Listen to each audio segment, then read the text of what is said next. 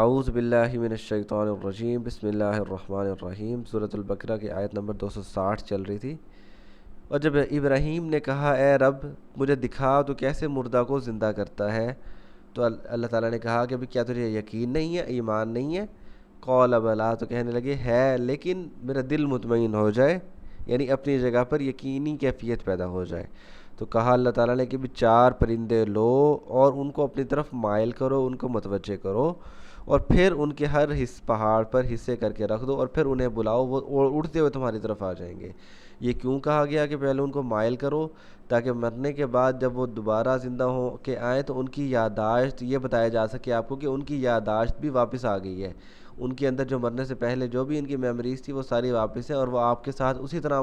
جس طرح آپ نے انہیں مانوس کیا تھا وہ وہی مانوسیت والی کیفیت ظاہر کریں گے۔ اور پھر انہیں مکس کرنے کا اس وجہ سے کہا گیا تاکہ ہر یوں نہ ہو کہ بھی ایک ہی پرندے کو جو مطلب یہ آسان کام نہ لگے مکس کر کے، اب کسی کو کیا پتہ کون سی بوٹی کس پرندے کی ہے کون سی، لیکن جب حکم ہوا تو سارے حصے اپنی اپنی جگہ سے ملے اور مکمل پرندہ بن کے اڑ کے آ گیا۔ تو وہ آ گئے تھے، یا 3 کا سایہ، تو وہ آ گئے تاکہ یقین کی کیفیت پیدا ہو۔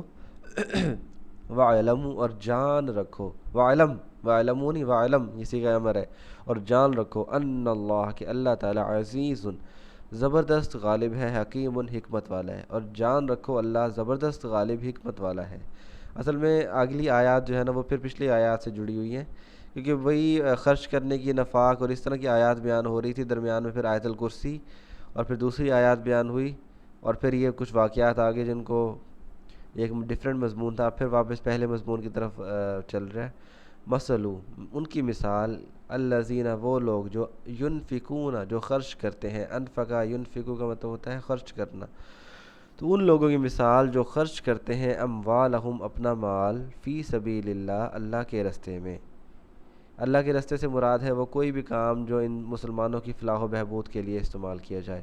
ہو سکتا ہے کسی دور میں ایک کام زیادہ اہم ہو جائے پھر دوسرا کام غیر اہم ہو، جیسے آج کل کے دور میں قرآن پاک سمجھنا اور ان کو غور و فکر کرنا، اس کا علم ہر مسلمان کے پاس ہونا بہت زیادہ ضروری ہے، تو اس پہ اگر پیسے خرچ کیے جائیں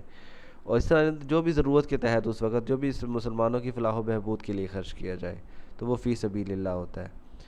تو ان لوگوں کی مثال جو اپنا مال اللہ کے راستے میں خرچ کرتے ہیں، ان کی مثال کا مطلب کی طرح، ابھی بتایا ہے میں نے، کا مطلب کی طرح، مثلی ان کی مثال اس کی طرح ہے،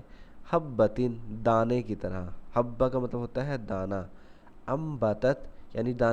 دانے سے نکلے، یعنی جب ہم بیج یا دانہ جو بھی بوتے ہیں تو اس سے امبتت اس سے نکلے، 7 سنابل ڈالیاں اس سے نکلیں 7 ڈالیاں، فی کا مطلب میں، کلی ہر کسی، سنبولاتن ہر ایک ڈالی میں، ہر ایک شاخ میں، میاتو 100 حباتن دانے، 100 دانے، یعنی ایک جو اللہ کی راہ میں خرچ کرتے ہیں ان کی مثال ایسے ہے جیسے کسی نے بیج بویا، اس بیج میں سے نکلی 7 شاخیں اور ہر شاخ پہ 100 دانے، یعنی یہ 700 گنا اجر جو ہے۔ یہ حدیث میں بھی آتا ہے کہ اللہ تعالیٰ کسی بھی نیکی کا اجر 10 گنا سے لے کے 700 گنا تک بڑھا دیتا ہے۔ تو میعۃ حبہ 100 دانے۔ اچھا اب یہ کیوں ہے واللہ، اور اللہ یضاعف اضافہ کرنا، بڑھا دینا، وہ بڑھا دیتا ہے، یضاعف ضعفا یضاعف بڑھا دیتا ہے، لمن یشاء جسے چاہتا ہے، واللہ اور اللہ واسع وسعت والا ہے، علیم جاننے والا ہے، اور اللہ وسعت والا ہے جاننے والا ہے۔ اچھا اب اس کو سمجھ لیں کہ اللہ تعالیٰ نے یہ کیوں کہا کہ بھی 10 گنا سے لے کے 700 گنا تک یہاں پہ،